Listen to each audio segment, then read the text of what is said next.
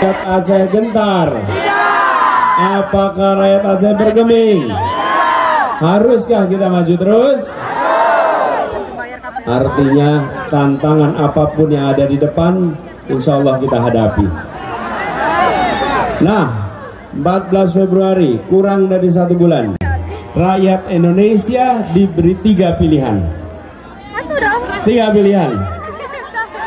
Mau yang melanjutkan atau yang perubahan? Mau melanjutkan? Maunya mana? Nomornya berapa? Jadi kita pilih perubahan karena kita tahu kondisi kita tidak baik-baik saja. Apalagi di Aceh.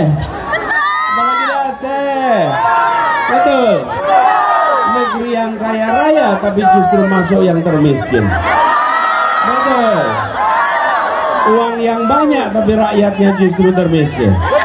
Betul. Apakah itu perlu diteruskan? Perlu dibiarkan?